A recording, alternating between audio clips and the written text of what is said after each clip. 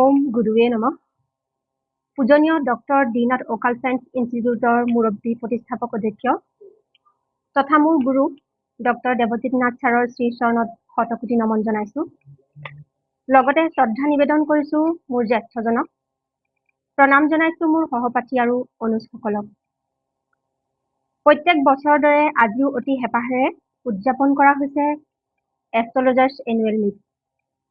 এই শুভক্ষণত মই আপোনাসৱৰ আগত মোৰ কিছু আন্তৰিক ভাৱ প্ৰকাশ কৰিব খুজিছোঁ। ছাৰৰ সান্নিধ্য আৰু আপোনাসৱৰ সংস্পৰ্শত আজি প্ৰায় ১.৫ বছৰ মই প্ৰত্যক্ষভাৱে ইনষ্টিটিউটটোৰ সৈতে জড়িত হৈ থাকি পাৰ কৰিছোঁ। বৰ্তমান মই ৩টা কোৰ্চ কমপ্লিট কৰি আজি চাৰ্টিফিকেট ল'বৰ বাবে সক্ষম হৈছোঁ। মোৰ এই সফলতাৰ বাবে মই সৰ্বপ্ৰথমে ধন্যবাদ জ্ঞাপন কৰিছোঁ মোৰ স্বৰ্গীয় পিতৃক।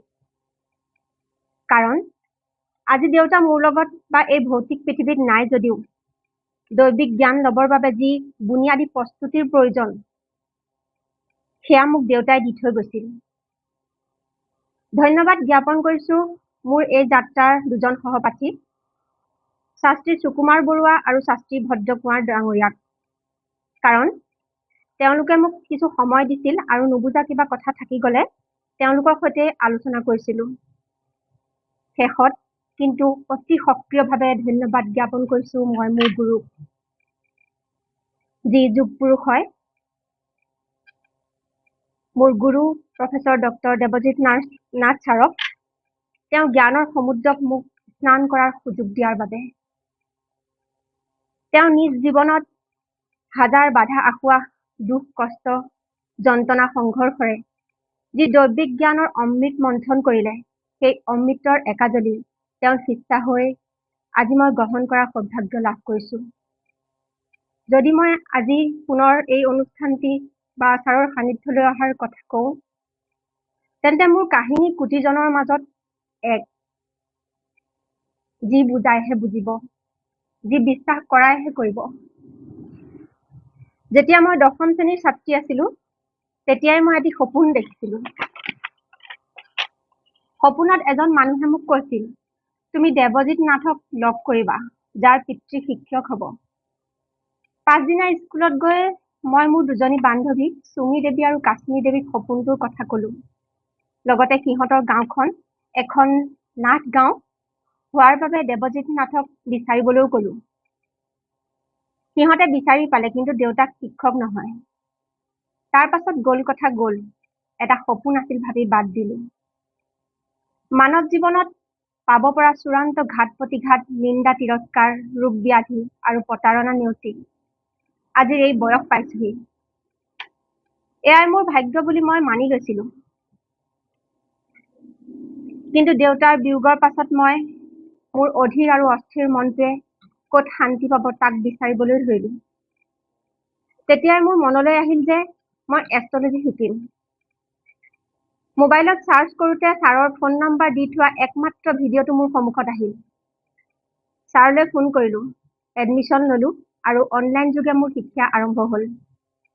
পাছত সকলোৱে ভালকৈ বুজাৰ সুবিধাৰ্থে কোৰ্চটো অফলাইন হ'ল আৰু মই মোৰ গুৰুক লগ পোৱাৰ সৌভাগ্য লাভ কৰিলোঁ। প্ৰায় এটা কোৰ্চ শেষ হ'ল। এনেতে এদিন মোৰ অতীতৰ সপোনটো মনত পৰিল। মই আমাৰ জ্যেষ্ঠজন আচাৰ্য জ্যোতিত্ৰিদীপ ভৰালীক ফোন কৰি জানিব পাৰিলোঁ যে আমাৰ ছাৰৰ দেউতাকো শিক্ষক আছিল। আনহাতে মই মোৰ জীৱনত আজিৰ তাৰিখ পৰ্যন্ত কোনো দেৱজিৎ নাথক লগ পোৱা নাই, যাৰ পিতৃ শিক্ষক হয়। মই নিজকে বিশ্বাস কৰিব নোৱাৰি মোৰ বান্ধৱী চুমি দেৱীলৈ ফোন কৰিলোঁ আৰু এই সপোনটোৰ কথা মনত আছেনে সুধিলোঁ। তাইৰ মনত আছে বুলি ক'লে আৰু এই কথাখিনিৰ কল ৰেকৰ্ডিংটো এদিন ছাৰকো মই সুবিধা পাই শুনাইছিলোঁ। ইয়াৰো বহুদিন আগতেই মোৰ জন্মপত্ৰিকা বিশ্লেষণত ছাৰ আৰু মোৰ মাজত যে পূৰ্বজন্মৰ গুৰু শিষ্যৰ সম্পৰ্ক আছে, তাক জ্যোতিষীয় তত্ত্বৰে বিশ্লেষণ কৰি মোক কৈছিল। কি যে আচৰিত অবিশ্বাস্য কথা নহয়নে? কিন্তু এয়াই সত্য। মোৰ মহাদেৱৰ প্ৰতি থকা নিস্বাৰ্থ আৰু একান্ত ভক্তিত সন্তুষ্ট হৈ তেওঁৰেই অংশস্বৰূপ মোৰ গুৰুক মোক মাৰ্গদৰ্শন আৰু জীৱনৰ দুৰ্গম পথ প্ৰদৰ্শনৰ বাবে পূৰ্বজন্মতেই নিৰ্ধাৰণ কৰি এই জনমত সংযোগ ঘটালে। অৱশ্যে এই কথা যি প্ৰকৃতাৰ্থত আধ্যাত্মিক বা দৈবিক জ্ঞান সম্পন্ন তেওঁহে বিশ্বাস কৰিব। সাধাৰণ মানুহৰ বাবে ই এটা সুন্দৰ কাহিনী মাথো। আজি এই শুভ দিনটোত ইনষ্টিটিউটটোৰ অন্য এটা শুভ কৰ্ম সম্পন্ন হ'ল। সেয়া হৈছে জীৱন্তে আমাৰ মহাগুৰুৰ প্ৰতিমূৰ্তিভাগ উদ্ঘাটন ঘটিল, যি আমাৰ বাবে সৌভাগ্য আৰু গৌৰৱৰ বিষয়। এই ক্ষেত্ৰত বিশেষ ধন্যবাদ জ্ঞাপন কৰিছোঁ আমাৰ জ্যেষ্ঠজন ডক্টৰ সন্তোষ শৰ্মা দেৱক, কাৰণ তেওঁৰ মনতেই সৰ্বপ্ৰথমে এই পবিত্ৰ ভাৱটিৰ উৎপত্তি ঘটিছিল। তাৰ পাছতেই ধন্যবাদ কৰিম পংকজ কুমাৰ দত্ত ডাঙৰীয়াক। তেখেতে কামটো হাতে কামে কৰাত যিমানখিনি পাৰে সহায় সহযোগিতা আগবঢ়ালে। লগতে ধন্যবাদ জনাম জ্যোতিদিপ ভৰালীক, যি মিস্ত্ৰীৰ লগতে হওক বা অন্যান্য যোগাযোগখিনি কৰাত, টকা পইচাৰ লেনদেনৰ ক্ষেত্ৰতে হওক, এইখিনি গোটেইখিনি চোৱা মেলা তেখেতে কৰিলে। গতিকে তেখেতকো আন্তৰিক ধন্যবাদ জ্ঞাপন কৰিছোঁ। কৃতজ্ঞতা জ্ঞাপন কৰিছোঁ ছাৰৰ এগৰাকী ভক্ত শুভাকাংক্ষী বিজুপ্ৰভা নাথ বাইদেউ, যি ইনষ্টিটিউটৰ লগত জড়িত নহয় যদিও প্ৰতিমূৰ্তিভাগ নিৰ্মাণৰ কাৰ্যত মন খুলি বৰঙণি আগবঢ়াইছে। লগতে ধন্যবাদ জনাইছোঁ প্ৰত্যেকজন জ্ঞানাৰ্থীক, যি এই মহান কৰ্মভাগৰ বাবে আৰ্থিক সহযোগিতা আগবঢ়ালে।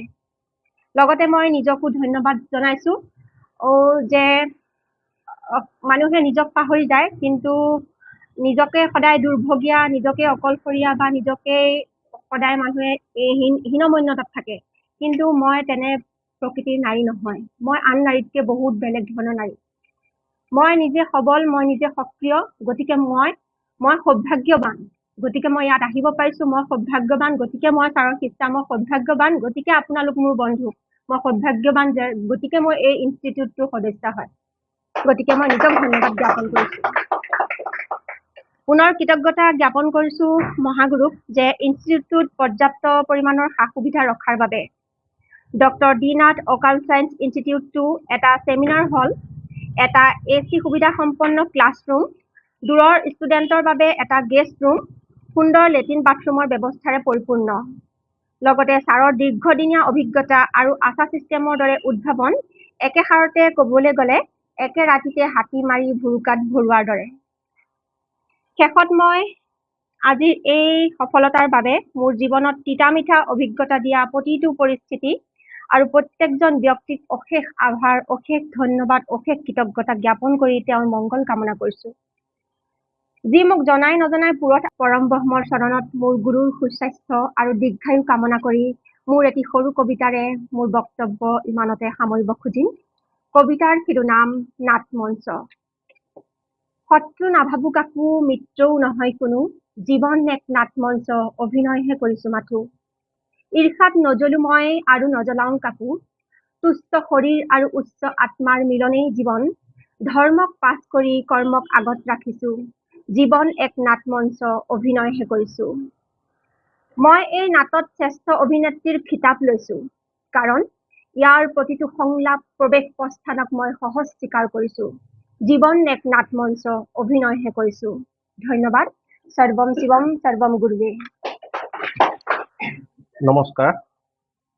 পোনপ্ৰথমতে মই মহাগুৰু তথা জগতগুৰু শ্ৰী চৰণত প্ৰণিপাত জনাইছোঁ আৰু আপোনালোক সকলো দৈৱজ্ঞলৈ মোৰ সেৱা অৰ্পণ কৰিছোঁ। আজি এটা শুভ দিন। এই শুভ দিনত মই উপস্থিত থাকিবলৈ পাই নিজকে গৌৰৱ অনুভৱ কৰিছোঁ। আমি সকলো ছাৰৰ শিষ্য আৰু ছাৰলৈ আমি কৃতজ্ঞতা জ্ঞাপন কৰিছোঁ, কিয়নো ছাৰে জ্যোতিষবিদ্যাৰ যি গভীৰ ৰহস্য, সেই ৰহস্য আমাক সৰলভাৱে বুজাই দিবলৈ যি আশা ছিষ্টেম উদ্ভাৱন কৰিছে, তাৰ কাৰণে আমি ছাৰৰ ওচৰত কৃতজ্ঞতা জ্ঞাপন কৰিছোঁ। আৰু মোৰ ফালৰ পৰা মই বিশেষ ক'বলৈ নিবিচাৰোঁ, কিয়নো সকলোৱে কৈ গৈছে। আজি এই স্থানত উপস্থিত থাকি মই সকলোতকৈ সুখী অনুভৱ কৰোঁ, কিয়নো এই স্থানত উপস্থিত থাকিলে মই সকলো মোৰ দুখ, যিবোৰ মোৰ সমস্যা আছে, মই সকলো পাহৰি যাবলৈ সক্ষম হওঁ। মানুহৰ জীৱনটো বহুত জটিল, আৰু এই জটিল জীৱনৰ সমস্যা সমাধানৰ একমাত্ৰ উপায় হৈছে জ্যোতিষ শাস্ত্ৰ। আৰু আমি অত্যন্ত সৌভাগ্যৱান, কিয়নো আমি এনে এজন গুৰু পাইছোঁ। গু শব্দৰ অৰ্থ হৈছে অন্ধকাৰ, আৰু ৰু শব্দৰ অৰ্থ হৈছে যি নাশ কৰে। আমি অত্যন্ত সৌভাগ্যৱান যে আমি এনে এজন মহাগুৰুৰ সান্নিধ্য লাভ কৰিছোঁ, যি আমাক সঠিক মাৰ্গদৰ্শন কৰিছে। আৰু মই বিশেষ ক'বলৈ নাযাওঁ, মোৰ এটা অনুভৱ মোৰ ফালৰ পৰা যে আমি এইটো কৰিব পাৰোঁ নেকি, আমি নিজৰ নামৰ আগত আমি ছাৰৰ নাম সংযোজন কৰিব পাৰোঁ নেকি। ধৰি লওক DN মোৰ ফালৰ পৰা DN অৰিন্দম হাজৰিকা, এনেকৈ হ'ব পাৰে নেকি? সকলোৱে এবাৰ কথাটো আলোচনা কৰি জনাব, মই অত্যন্ত সুখী হ'ম। আৰু শেষত ছাৰৰ দীৰ্ঘায়ু আৰু সুস্বাস্থ্য কামনা কৰি মোৰ বক্তব্য সামৰণি মাৰিছোঁ। ধন্যবাদ। এইখিনিতে আৰু এটা ঘোষণা কৰিব বিচাৰিছিলোঁ। অহা ইংৰাজী 19 ফেব্ৰুৱাৰী তাৰিখে মোৰ ভগ্নী বিবাহৰ আভ্যৰ্থনা অনুষ্ঠান আয়োজন কৰা। সেই অনুষ্ঠানলৈ মহাগুৰুৰ লগতে আপোনালোক সকলোৰ সপৰিয়ালে নিমন্ত্ৰণ জনাইছোঁ। আপোনালোক দৈৱজ্ঞসকল তাত উপস্থিত থাকি আপোনালোকক শুশ্ৰূষা কৰাৰ এক সুযোগ প্ৰদান কৰিবলৈ অনুৰোধ জনালোঁ। ধন্যবাদ। नमस्कार। ओम अज्ञानतिमिरान्धस्य ज्ञानाञ्जनशलाकया चक्षुरुन्मिलितं येन तस्मै श्रीगुरुवे नमः। तो সৰ্বপ্ৰথমে মহাগুৰু, জগতগুৰু আৰু সমস্ত জগতৰ গুৰু, যিয়ে মোক দিব্য চক্ষু প্ৰদান কৰিবলৈ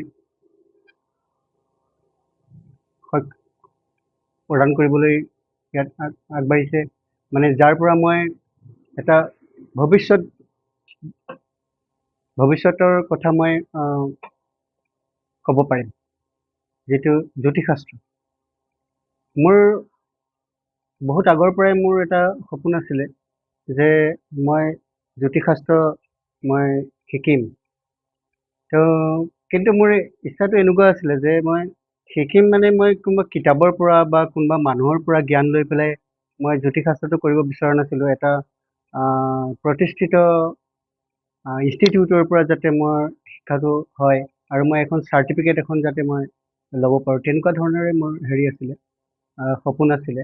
আৰু সেইটো কাৰণে মই নেটত প্ৰায় ইউটিউবত, গুগলত মই চাৰ্চ কৰোঁ, আৰু চাৰ্চ কৰি মই চাওঁ যে কোন কোন ইনষ্টিটিউট আছে অসমত। তো তেনেকুৱা ধৰণৰ বিচাৰি পোৱা নাছিলোঁ। তেনেকৈ বিচাৰি থাকোঁতে হঠাতে মই আমাৰ ডক্টৰ ডি নাটকল চায়েন্স ইনষ্টিটিউটৰ মুখামুখি হ'লোঁ। তাৰপিছত তাত মই যি ফোন নম্বৰ পালোঁ, সেই ফোন নম্বৰত মই ছাৰৰ লগত কথা পাতি পেলাই ইয়াৰ লগত যোগদান হৈছিলোঁ। তো ইয়াত মানে কি মোৰ ইমান সৌভাগ্য যে মই চব ৰেডি পাইছোঁ। মানে ইনষ্টিটিউটটো ষ্টাৰ্ট কৰিছে ডক্টৰ ডি নাথ ছাৰে, আৰু প্ৰতিষ্ঠাতা তেখেতৰ হাতেৰেই। কিন্তু ইয়াত যি আমাৰ ছিনিয়ৰ ষ্টুডেণ্টে যিখিনি ইয়াত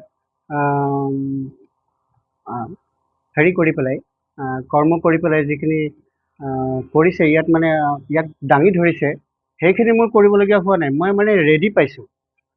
এতিয়া কথা হৈছে কি যে মই ৰেডি পোৱা সেইখিনিক মই এই সুবিধাখিনি যে মই পাইছোঁ, ইয়াত ইনষ্টিটিউট বনোৱা হৈ গ'ল, ষ্টাৰ্ট ক্লাছ হৈ আছে, আৰু চব মানে ৰেডি পাইছোঁ। মই এতিয়া মোৰ ওপৰত দায়িত্ব যে মই এইখিনি কিমান ইয়াৰ পৰা গ্ৰহণ কৰি পেলাই লোক কল্যাণৰ কাৰণে আগবাঢ়ি যাব পাৰিম, সেইখিনি মোৰ ওপৰত। তো ছাৰে যথেষ্টখিনি সহায় সহযোগ কৰি আছে, ফোনৰ দ্বাৰা হওক বাৰু বাকী মই ত্ৰিদীপ ভৰালী ছাৰৰ লগতো মই সম্পৰ্কত থাকোঁ। কিবা যদি মোৰ অসুবিধা হয় তেখেতৰো মই সাহাৰ্য লওঁ। আৰু আজি এটা বিশেষ দিন, এটা শুভ দিন, যিদিনত আমাৰ ছাৰৰ মূৰ্তিভাগ আজি অপেনিং কৰা হৈছে।